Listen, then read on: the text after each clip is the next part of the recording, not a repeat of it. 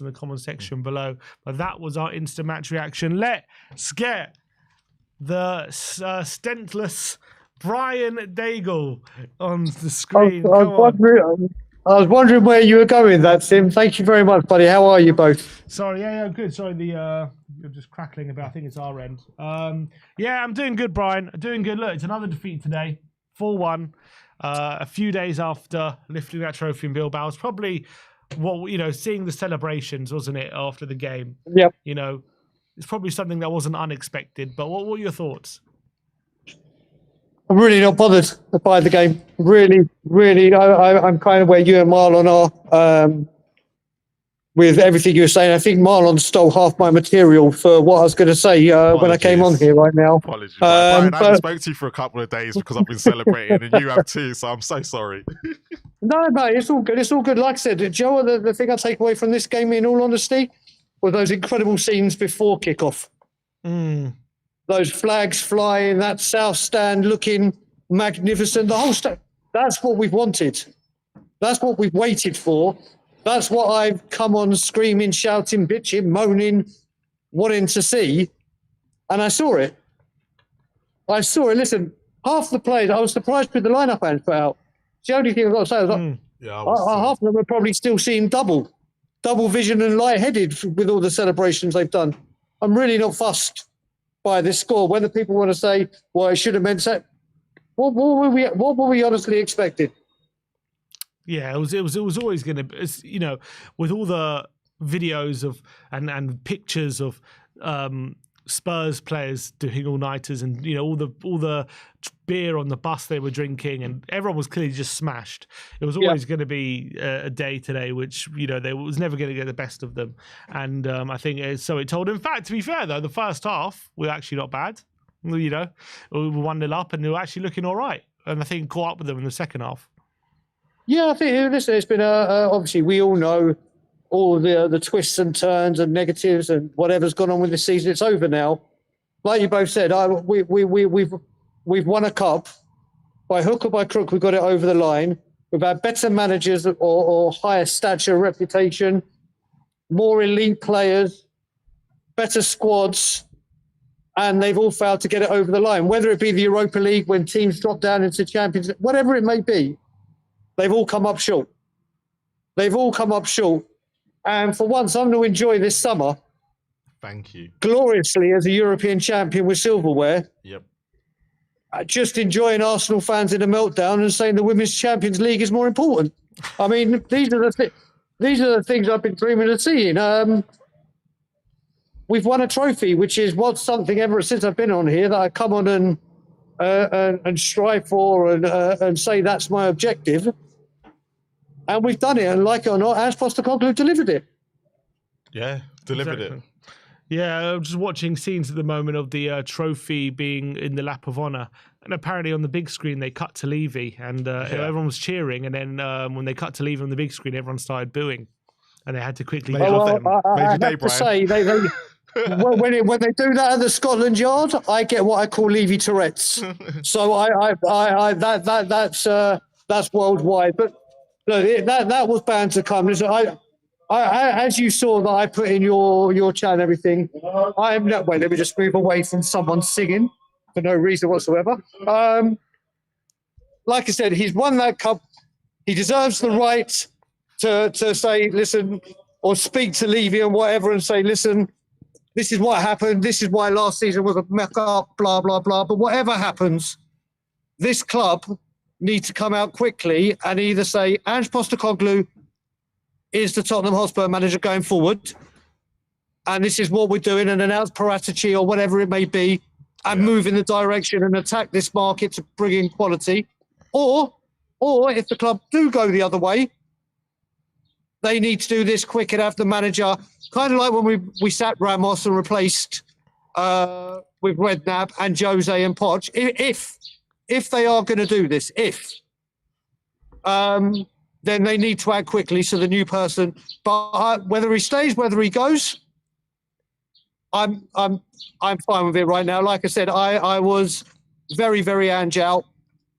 I fell off the wagon in January, went on a bender, Now I've reverted. I've reverted back. I've checked myself into rehab, and he's given me, like I said, he gave me, like it or not, memories. I spoke to you in bed about him when I came on when you were trying to get some sleep. That I saw with my nephews and saw with people that have just witnessed something very, very special, and that means something to me. The Tottenham Hotspur fan in me as a little boy from 1991, that means something to me. Yeah. That means something to me. But forget the league position, granted, unacceptable. The defeats, unacceptable, and that needs to be explained. And they need to move forward because this can't happen again. But Ange Postecoglou has delivered something that, like I said, the little kid in me, which may have got a little bit lost during all my Levy out stuff, which will continue. He's delivered something that many have gone to try and do and failed. And players as well. So I'm kind of like, if he stays, brilliant, he stays. If he goes, Spurs have got to do this right. But either way, actions speak louder than words with Daniel. And obviously we've seen his statement. Now, whatever he does do, when it comes to bringing in the players, we need some quality, we need some experience to help these youngsters. And we had the slide, everyone goes on about the sliding doors moment against Liverpool, didn't they? Then you've got the sliding doors moment against both Liverpool, the Champions League and the 4-1. Well, this sliding door moment, we have the stadium, which we were told we needed. We have the finances that we were told we needed. We need Champions League football, which we were told we needed. We need to be above PSR and FFP. We've done that. So all those kind of, but we need this. They're gone. They're done with.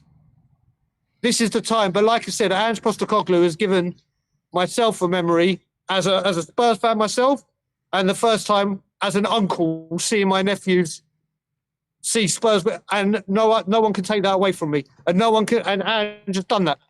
You said you read the statement from Levy earlier. He didn't expressly, confirm anything about Ange, did he? Like, what do you read into that statement? Do you think, based off that, you still think they're probably looking to make a change, or? You know what? I don't know, but I think Ange Postecoglou on the parade, with that, season 3 is better than season 2. He really put the pressure back on Daniel, isn't it? He made it. He really mind games kind of thing, and that's a stroke of genius from him.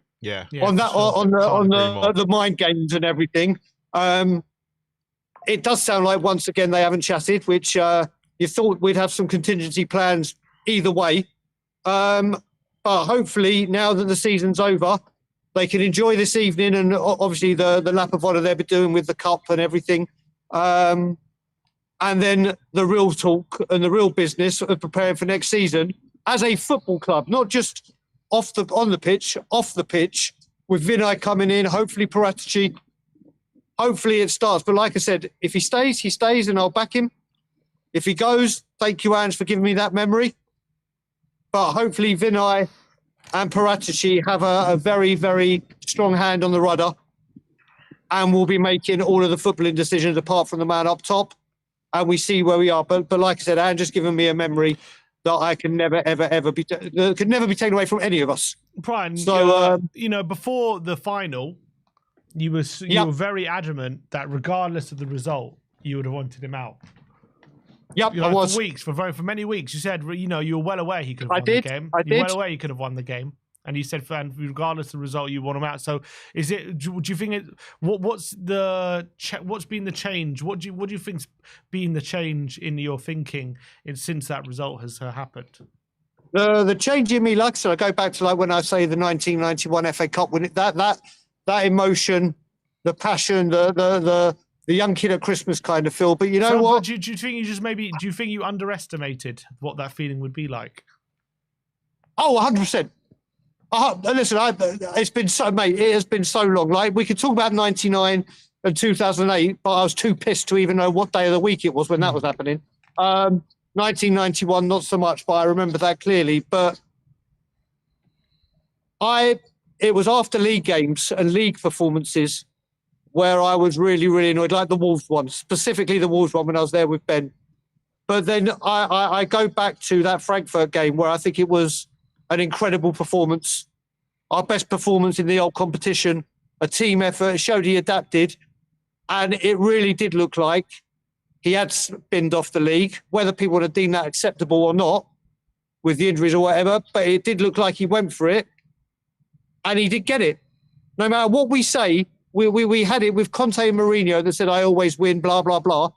Yes, they weren't backed up, before we go any further, if they weren't backed the way Conte's and Mourinho's were at other clubs. Mourinho was obviously sat before a final as well, which doesn't help. But Ange came up with this statement. The club stuck with him by hook or by crook, and he delivered on what he said. Even the staunchest Ange fan, I mean, you can't deny that he's got the trophy. And when you grow up and tell your kids, your grandkids, your work, family, whatever, that moment that ended a 17-year drought, 41 in Europe, is because of him and that team. Right, Brian, do you think your head and your heart have got two different answers to what you actually want with Angelo? And that's the problem that we're all going to have at the moment, because our heart is telling us, and especially us that went to the parade and everything like that, and just seeing it, that whole moment is saying, oh my God, what's this? But our head's actually telling us, because we were all Ange out before that final. Yeah, all of us, not all of us. Apart from some people next to me. But our head is still saying, is he the right man? And is that a mistake on our part to go, do we really trust ourselves? Because should our heart rule over our head is basically what I'm trying to ask. Oh, so Simeon knows what I'm like when it comes to heart and head. Simeon will probably ask me if he got two buttons in a second. Brian's got two hearts. He doesn't have a head. He's got a heart for a head. No. Do you know what, mate? Do you know what? I think you're right there. I think you might. Listen, Marlon. Do you know what? That is a cracking question. You don't have to answer it. Mate, listen, I'll always answer the questions. Listen, like I said, the kid in me, what is definitely ruling my heart. Do you know what? Do you know what this comes to? It comes to, how is this man going to be backed in the summer? If it is him. It is him. Let's just say we went out, let's just say we went out and signed Eze in the next couple of weeks because we got Champions League money. Yeah. With Ange. And then we went and signed just another player of stature that we've been linked with. You start thinking, okay, there's some real quality there. Then you start thinking, but Ange, obviously, again, like Simeon said, I don't think Ange is we can't possibly lose 22 games. No. I think the biggest question about it, head and heart, Marlon, is like you were saying with the Ten Hag episode. Yeah. It's if it does go wrong, not saying it will. Yeah. Not saying it will and whatever. It's will Spurs pull the trigger? Will Spurs realise, or do they say, do you know what?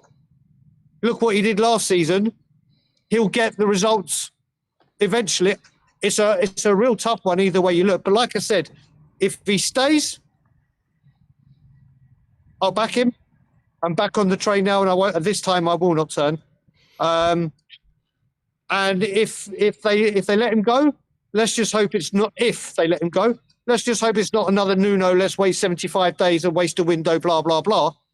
This is a huge couple of weeks off the pitch for the club. Yeah, they got to get all their ducks in a row, and actions speak louder than words. And let's hope this summer, this glorious summer of bathing in Arsenal tears and European glory, we see this club's actions speak louder than words. 17th for the Champions League next season, Brian. You taking it? Well, last season I said I'll take 17th in the cup, didn't I? So this is the thing. I can't. Brian, here's an interesting question. Here's an interesting question. How do we next season measure success? Because we finished 17th this year, right? Obviously, we're in the Champions League. So the only way improving on that Europa League would be winning that Champions League, wouldn't it? But I don't think anyone can sit here and expect us to be winning that Champions League. I think it's probably fair this season to probably expect us to at least go close. But we were one of the favourites for that Europa League, weren't we? So, for you this season, let's say Ange stays, how do we measure the barometer of success? Because anything in the league is going to be an improvement on where we are. So we can't really say just improve the league form. It has to be certain tangible improvement, does it? But you can't expect this team to also go on a title challenge. So what do we expect next season in terms of improvement? What does that look like? Sim, I've been asked this question. I'm sure loads of us and people in the pubs, blah blah. I've had this discussion and question. For me, next season, if I get my expectations are going to be get back into the top 8 of the league. You know, don't get me wrong, we've got Champions League money. Tottenham should be higher, but look at these teams this season that have done well. They're going to spend as well. Get back into the top 8, comfortably back into the top 8. Get out of the group stages in the Champions League and see where we go from there. And I badly, badly want the FA Cup, as you know, Simeon. It's that cup has never, ever, ever lost its magic for me and what it means to Tottenham Hotspur. And if someone had told me in 1991, it'll be 35 years if we get to the next final since we were in a final, let alone won the thing. Any fan of any English club would have said that's ridiculous in 1991 that Spurs wouldn't be in a final. I want that cup so badly. But that's it. I'm not going to budge from there. It's whatever it is. We're constantly rebuilding, as we always know. But we've now got a cup in the locker and a prestigious one at that. It is time to flex our muscles in the transfer market. But force our way back. We've got to learn to walk before we can run. We can't just go, we won the Europa League. We're going to be in the top 4 next year challenging. I'm not setting the expectations that high because whoever comes in charge, however much we spend, the other teams are just going to flex their financial muscle, and we got to be realistic. So for me, top 8, get out of the group stage in the Champions League, and seriously, and it's very personal with me, the FA Cup. So that's why I hold it as in like a massive requirement for me. Yeah, but it's interesting you say that because like if we finish top 8 next season, and we don't get back in the Champions League after being in this season, that'll probably be seen as another step backwards, wouldn't it?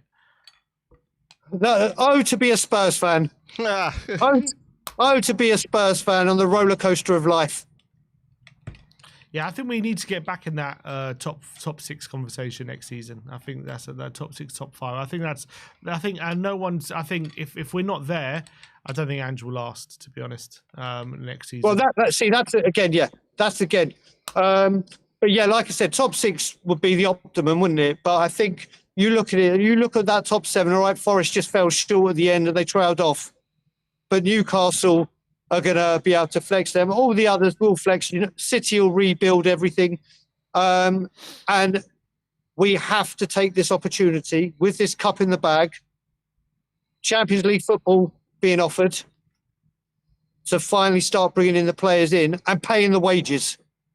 Obviously, people like Timo will be off the wage bill, and whoever does leave, let's use it to actually pay the wages to bring these players in, because all of the waiting that we've had, whether it be the stadium, Champions League, what we said earlier, they're all there. All right, Brian. They're all there. Plus the Europa League money we've just inherited and the Champions League money incoming. So we've got to take advantage of this absolute gift we've been given again into Champions League football.